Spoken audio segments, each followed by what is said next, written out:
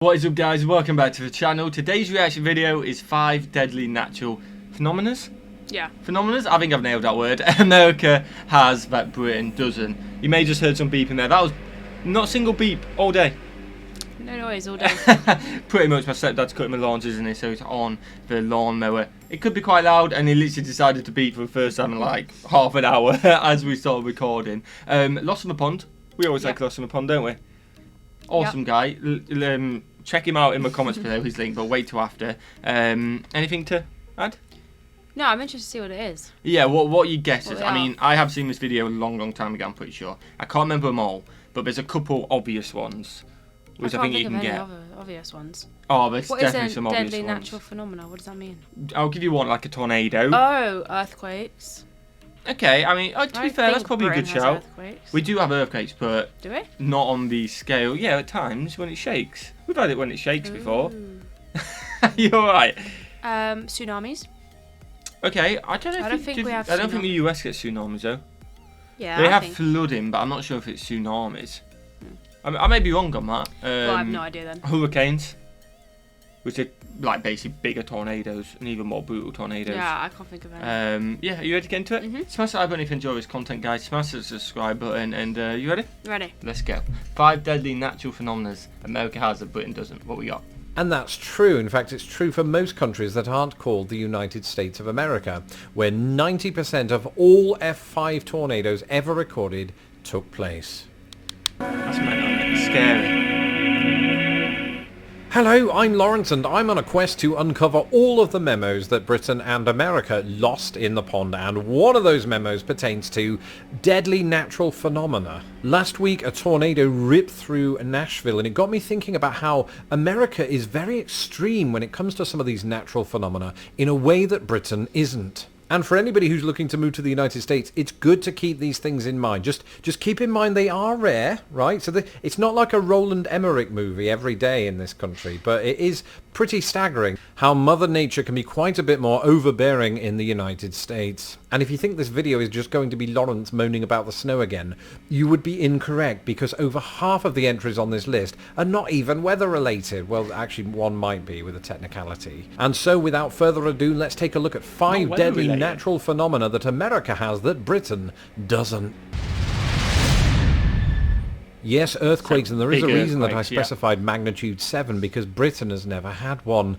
In fact, the worst it's ever had was a 6.1. We have had earthquakes. Yeah, but not on that level. That's what you meant. You meant brutal earthquakes, didn't you? Yeah, like we not really. Can we class them as earthquakes? What we've had? I haven't ever felt one. You've probably gone to school or work and everyone's gone, did you feel about earthquake last night? And so I was like, oh, it woke me up. Yeah, but if it doesn't wake everybody up, then I don't think you can class it as an earthquake.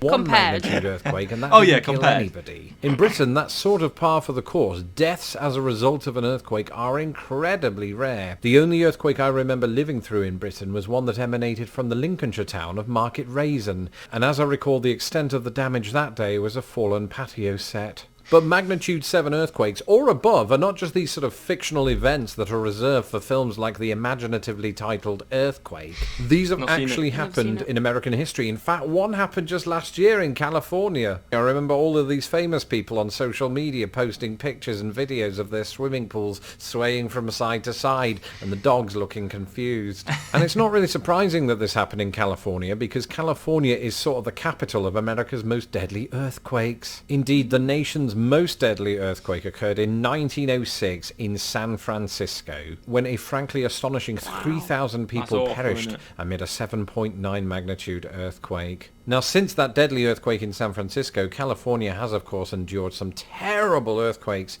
in the century that has passed. It's also waiting, of course, for the so-called big one, which, you know, some people think is inevitable. Either way, once you get past all of these quakes and shakes, I am assured that California truly is the golden state. That is, once you've also got past these.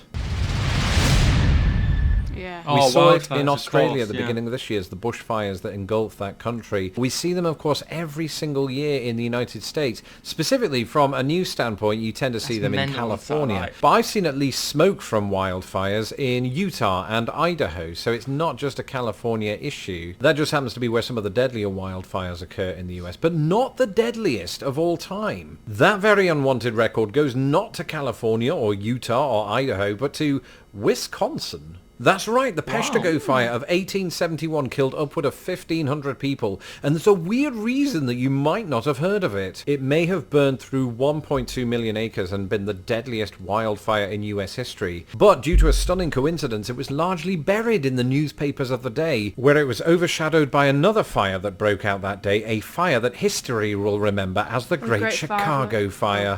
And the Great Chicago Fire... We're not laughing at the Great Chicago, it's just you so confidently. I don't know if you heard it, because sometimes the video volume's louder than us. Millie just went, the Great Fire of London, yep, 100%. Yeah, that was a big fire. You said that with like chest. Yeah, because I thought that was what I thought that was what he was going to say. I mean, I don't blame you, because I don't know too much about the Great Fire of Chicago.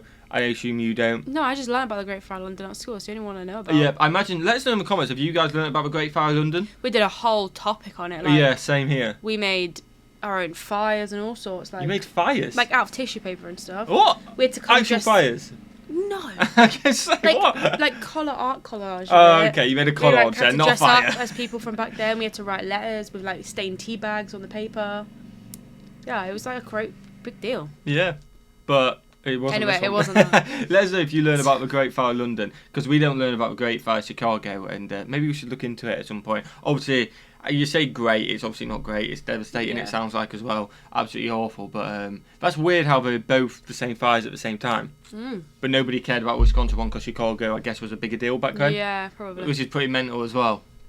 Fire also overshadowed the Great Michigan Fire. It's like how John F. Kennedy's death overshadowed that of C.S. Lewis and Aldous Huxley. What are the chances? Well, for decades, some theorized that all of the fires were caused by the very same thing, that being debris falling to Earth from a missing comet. But in recent times, scientists have ruined that theory by pointing out that actually, to the touch, comet debris is actually cold and would probably extinguish the fire, so it was aliens. Meanwhile, people very rarely die in wildfires in Britain, if at all, though wildfires do indeed exist there. The same cannot be said of our next entry. Now we're getting into the kind of phenomena that I've not seen with my own eyes, unless you include 1997's volcano or 1990. Yeah, there's so many volcanoes in the world, and we got zilch. Not even like a smidgen of one. But like he said, active volcano. We haven't even got we haven't got one there. At least I don't think so. Let us know, unless we're being idiots, but I'm 99% sure we don't. You got some in the Spanish islands, Canary Islands, which we're going to next month. I hope it's not active. Well, there's that one literally on the island over which went off, remember? That Las Palmas, not long ago. There was a couple islands over. That was in Gran Canaria, was it? That was in Tenerife. Yeah, a couple islands over. You could probably see that island from Gran Canaria. You got a lot in America as well. You got you got them all over the world, haven't you? Iceland and stuff like that, but none in the UK. None at all. I'm not complaining. Oh yeah, we are very safe. D7's Dante's Peak. What are the chances that two very similar disaster movies would come out in the same year? Let's ask 1998's Armageddon and 1998's Deep Impact. But the truth of the matter is, volcano eruptions in the United States are not just works of fiction. You may recall recently that there was a volcano eruption in Hawaii, and don't get me started on Mount St. Helens. Actually do, because that represents the deadliest eruption in US history. In 1980, Mount St. Helens erupted, killing 57 people. And over the course of the next decade, it would see more and more eruptions. And this isn't surprising, because if you look at a map of the west coast of the United States, or just the west coast of the Americas in general, look at all those active volcanoes. That's where they sit. I blame Pangea for breaking up, because it's enough to put me off moving to the Pacific coast. And if one of those blows, not even Pierce Brosnan can help me. Now, having looked at a map of all of the active volcanoes in the United States, here are all of the active volcanoes in Britain. There we go, That's right, there are precisely no active volcanoes in the entirety of Britain. Wait, where is it? Okay, so there must have been one at one point, 55 million years ago. So where is it? Well, it was 55 million years old. I guess it's just kind of I don't know. Let us know. Let us know in the It's got to comments. be like there still. I don't know. We're being idiots here, aren't we? We are being big idiots. What class is an active volcano though? If Not it's still been got through- like molten lava in it, I guess, Okay. and it's ready to. Okay. Britain is Can we find out thankfully where that is? unlikely to match the death toll at Mount St Helens. Unfortunately, our next entry far surpasses it.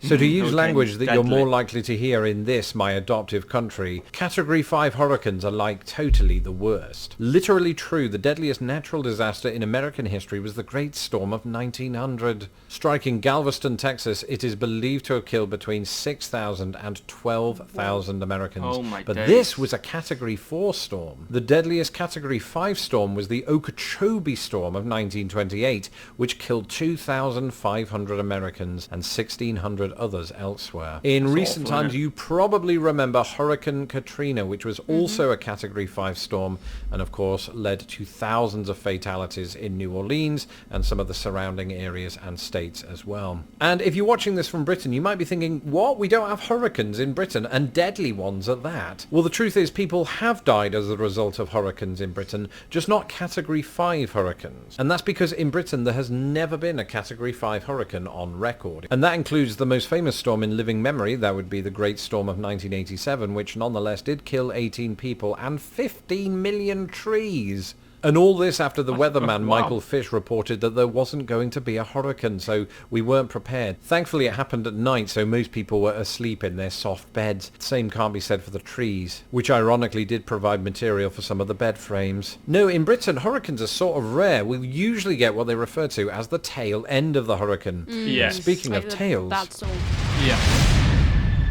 thankfully, unless you include 1996's Twister, I've never seen a tornado with my own eyes, but if I did, I'd absolutely myself. We At this would. point in my life, perhaps it's just luck that I haven't seen one, because to say that we don't have them in Britain would be a complete lie. Tornadoes are actually quite numerous in the British Isles, but there's a big difference between the tornadoes that we get in Britain. Not massive ones, like little swirls, like literally Learning little things, swirls. yeah, and I'm thinking I don't want to live in Britain anymore. Oh no, literally nothing compared to the US.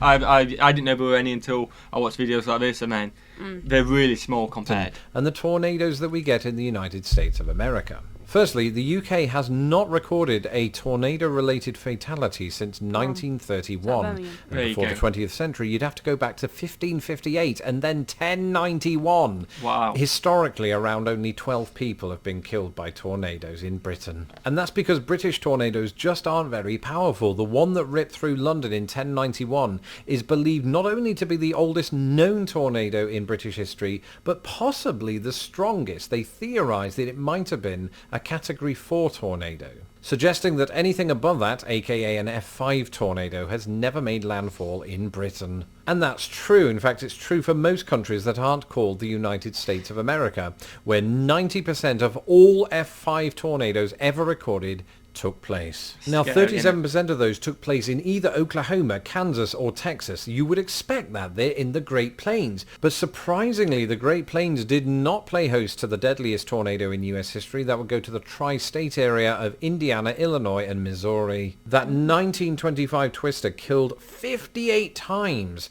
the UK's all-time total. If you're sitting at home and doing the maths on that, stop right now, because I'm just going to tell you the death toll was 698. It's by far the biggest, but as we are reminded by that tornado that ripped through Nashville last week, itself an incident that beats the UK's all-time record, we are reminded once again of the destructive power of American tornadoes, and my thoughts go to the people recovering from that incident. In the meantime, for anybody that's looking to move to the United States, I hope this video hasn't put you off. For the most part, you won't see any of this, unless you live in California. I'm joking, you'll be fine. I just wanted to make you aware of these things and to remind my American viewers that Mother Nature just seems to have it in for you. As for me, doing this video has reminded me that I can live with the odd blizzard and that I do miss British weather. That's it for this episode. Thank you for tuning in. Like I say, we definitely don't have it anywhere near as bad, do it? No way. Would you move to America?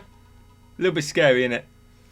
I'd move to somewhere that's not California. Yeah, somewhere safe, definitely. Pretty much, that is it. You go somewhere safe. Mother Nature's so scary though.